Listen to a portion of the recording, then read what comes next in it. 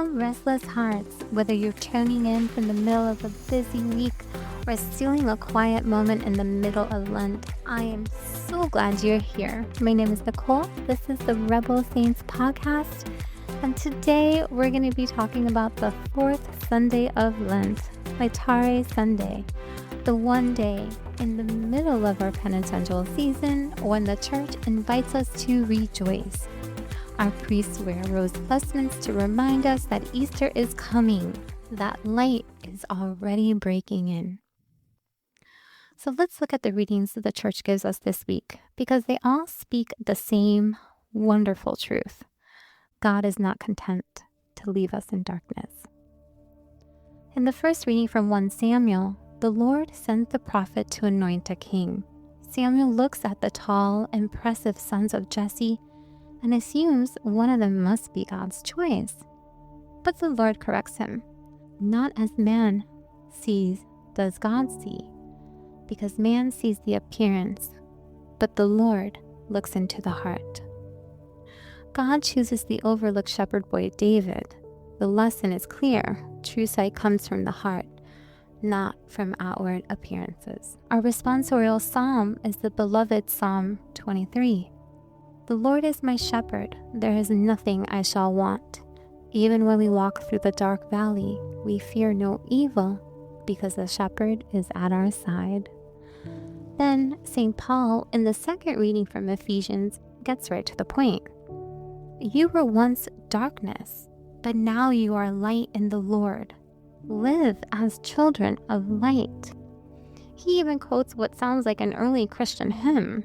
Awake, O sleeper, and arise from the dead, and Christ will give you light. That's the whole movement of Lent. Waking up, rising, letting Christ shine on us. And then the gospel. It's John chapter 9, verses 1 through 41. It's the healing of the man who was born blind. It's one of the longest and probably most powerful stories in the gospel. We read it every year on Cycle A on this Sunday because it's about light and faith and true sight. So, Jesus and the disciples, they're walking along and Jesus sees a man blind from birth. The disciples immediately ask, who sinned, this man or his parents? And Jesus answers, neither he nor his parents sinned. It is so that the works of God might be made visible through him. Then he does something that is so freaking gangster. He spits on the ground and makes clay with the saliva, smears it on the man's eyes, and tells him to go wash in the pool of Siloam, which means sent. The man obeys and comes back being able to see. He's got full, complete sight. What follows is a courtroom drama full of irony. The neighbors can't believe it. The Pharisees interrogate him, then his parents, then him again. The once blind man keeps getting clearer and clearer in his testimony.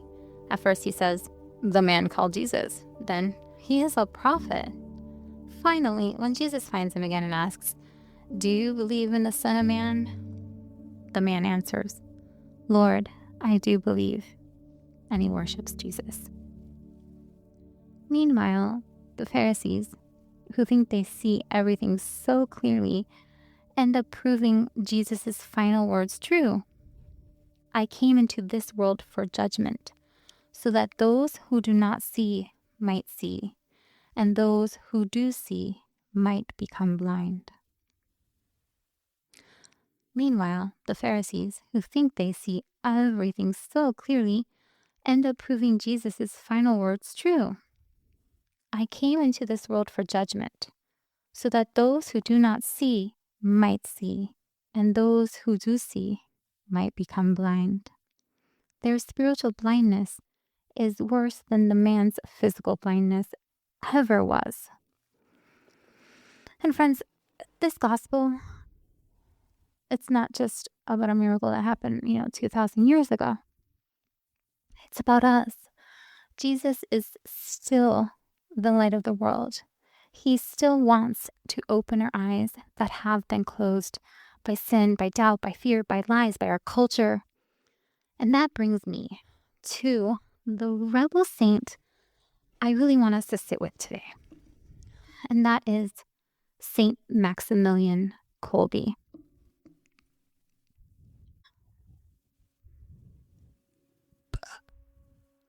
Maximilian Kolbe was a Polish Franciscan priest who lived and died in what was one of the most darkest places to have ever existed on our planet.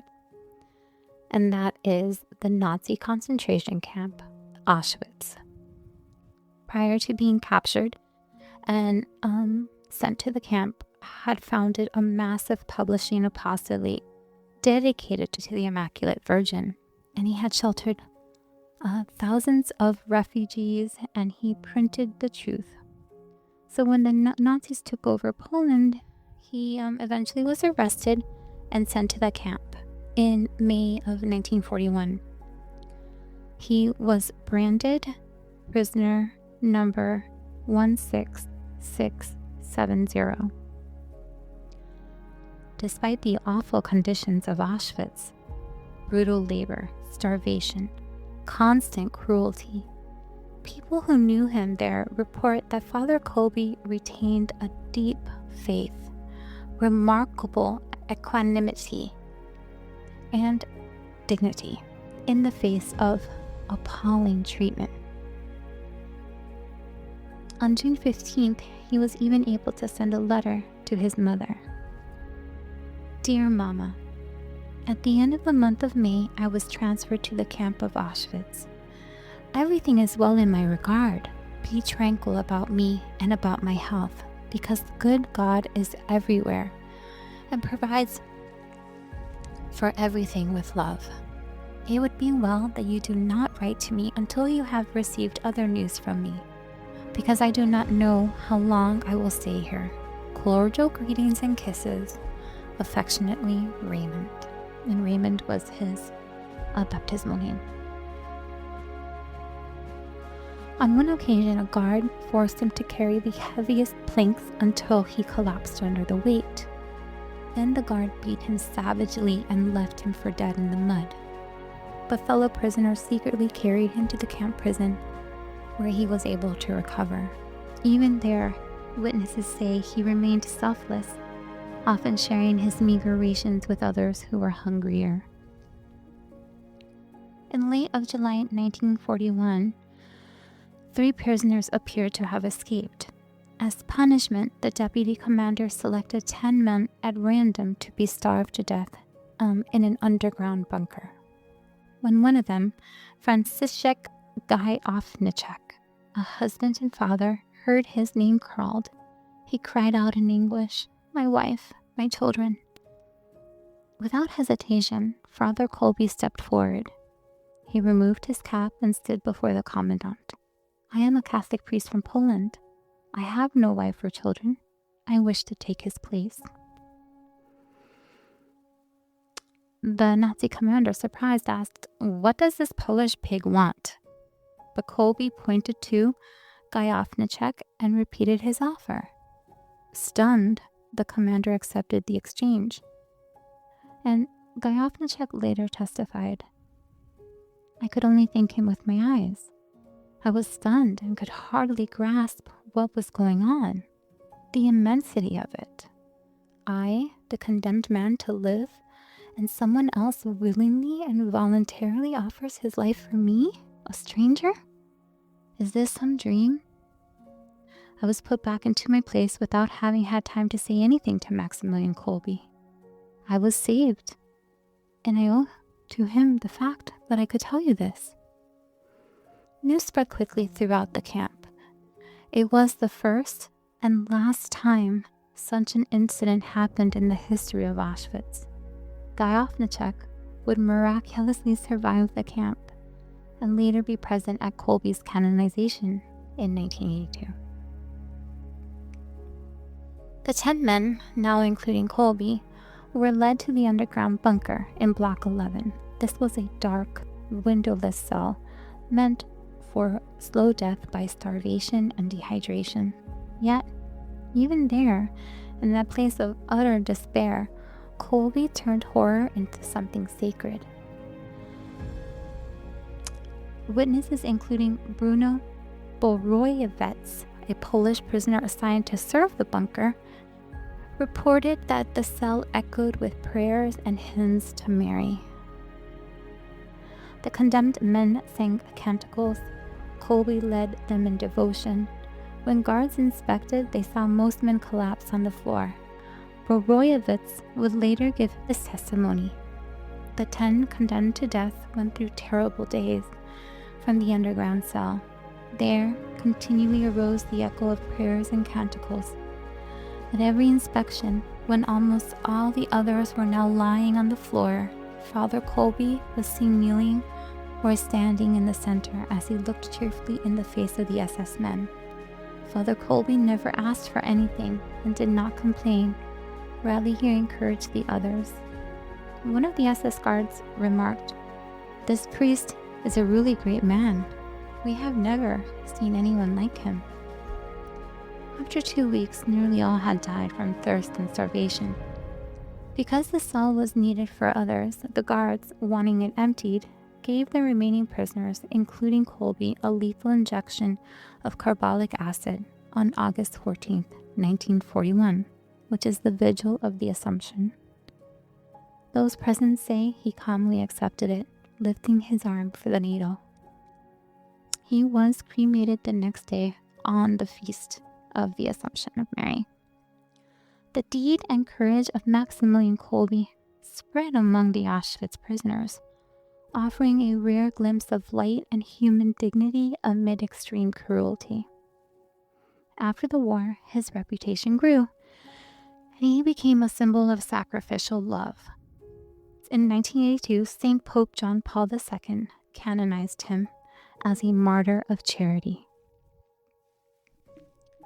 This is where the gospel and the saint meet so wonderfully. Jesus said, "While I am in the world, I am the light of the world."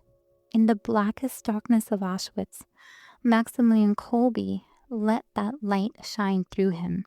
He really saw with eyes of faith. He saw Christ in the condemned man who had a wife and children. He saw the dignity of every soul made in God's image, even when the Nazis tried to strip it away. And because he saw, he was able to love without limits, leading prayer in a death cell, encouraging the dying, facing execution with peace. The man born blind gradually came to recognize Jesus as Lord. Kolbe had already recognized him long before the camp. That recognition gave him the courage to lay down his life. The Catechism of the Catholic Church reminds us that baptism is called enlightenment, and that's Catechism 1243. The white garment and the candle symbolize that Christ has enlightened the neophyte. This gospel is traditionally read during the scrutinies for those preparing for baptism precisely because it shows what happens when Christ opens our eyes. Saint Maximilian Kolbe lived that enlightenment to the end. He had been washed in the waters of baptism and confirmation.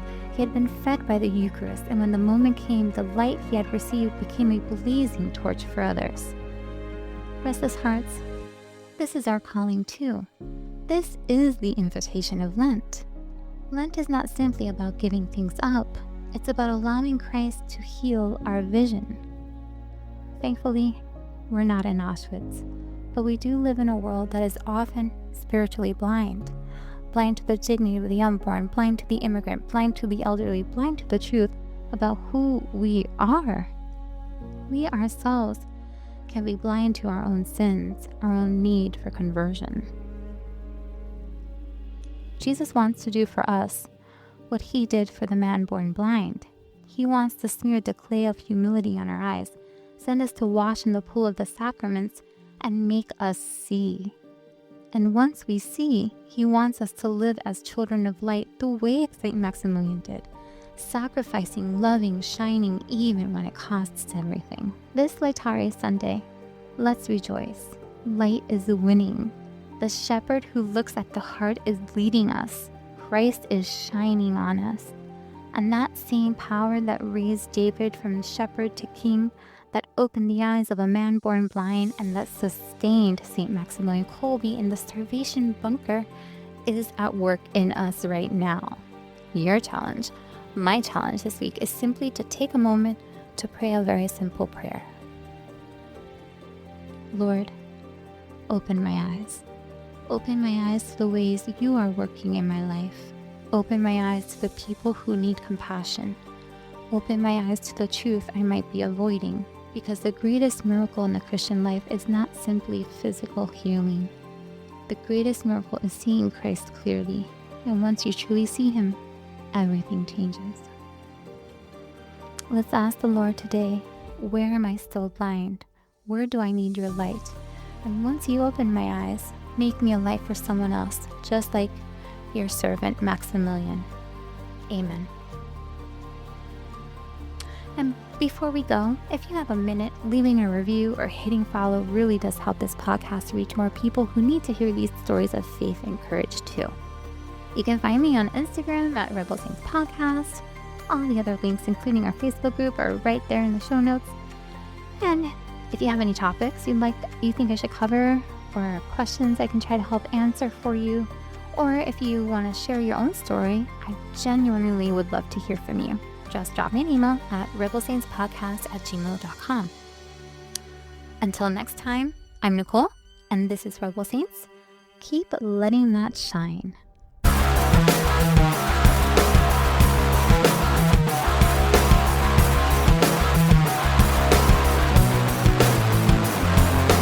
Thanks so much for listening to this week's episode.